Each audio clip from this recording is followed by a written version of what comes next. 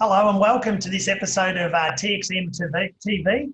I'm Anthony Clyne, and today we've got three compelling topiks where Rob will talk about disaster standard work, Tim's going to talk resources for manufacturing, and then we'll talk about quick supply chain re-engineering. But with us, firstly, is Rob Chittenden. Hi, Rob. Hi, Anthony. Hi, Tim. How are you? Yeah, hi, Anthony. Hi, David. How are you? Very good, thanks. Hi, Anthony. Excellent. And Rob, what is disaster standard work? Well, I've just been, because it's been a traumatic event, and just trying to do a bit of broader reading, and one of these books popped up to have a look at about a month ago, and I thought, I put an order in for that, just thinking that'd be interesting about how to deal with standard work and during a difficult time. So the book that was on the Lean Institute page was called Standard Work by Karen Cordet. And she's a Starbucks manager in America and had to deal with a very unfortunate event with the Sandy Hook school shootings in December 2012. And it takes her journey, how they went through basically adopting Lean as a playbook and working through problem solving to get stores efficient and up and running. And then how her standard work for stores was able to get through a very traumatic week in that district. So it's a very good read. It's quite short in length, but it has some really good insights into how standard work can complement your business. So when I finish reading it, I'll put a little bit more of a summary up for everybody. And but if you do have a chance to order a book, this one's definitely worth a good read. So that's making use of this time, Anthony, is just do a little bit of reading in other areas. Making use of this time, and that's great. The builds on yesterday when we talked about robust processes in a crisis gives you so much more bandwidth in your management team. Yeah, and getting back to plan, do, check, act cycles to build standard work that lasts within teams. So it's a very good practical approach of how it worked at Starbucks. Okay, and on keeping businesses going, Tim, resources to help manufacturing. Yeah, look, and Rob mentioned books, so I've seen a few book lists floating around. So Jim Collins' Good to Great, people are reading that, and also I've a few talked about Elliot Goldratt, The Goal, and Lean Thinking. So good chance to read books. But to get to the topic that I'm going to cover, there's lots and lots of information on the internet, and if anything, it'd be probably nice to sometimes have some information that wasn't about COVID-19.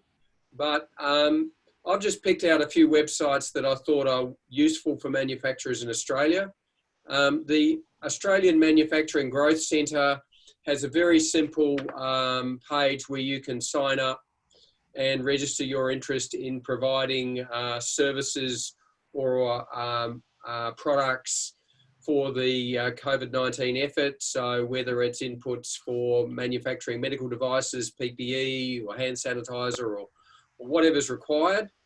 There's a whole heap of different call outs going on for that. So almost every state in the country is also asking people to register, and as well the Oz Tender website. But probably the simplest one is the AMGC. They were one of the first movers. And it'd be good if you think you have got a capability to get onto one of those websites. The second good website is Australian Industry Group, AI Group.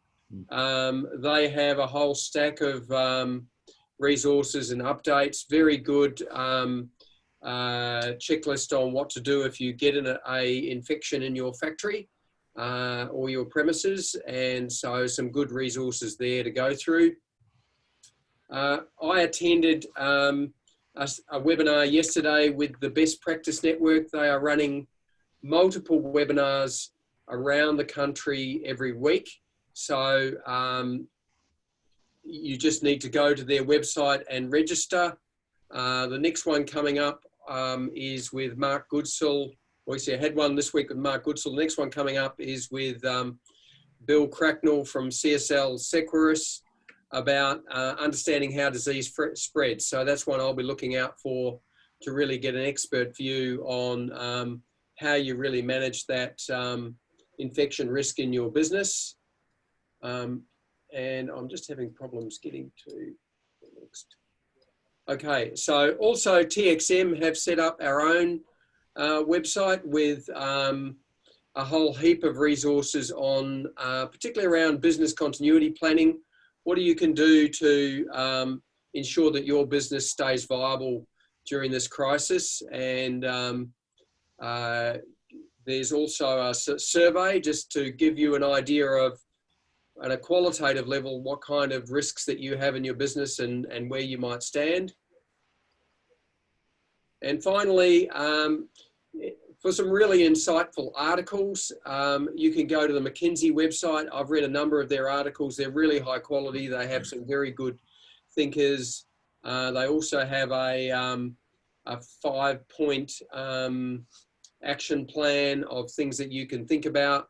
And so again, another good resource to go to. So they're just some to start with that you could think about, and there's lots more, but these are a few that I particularly think are useful.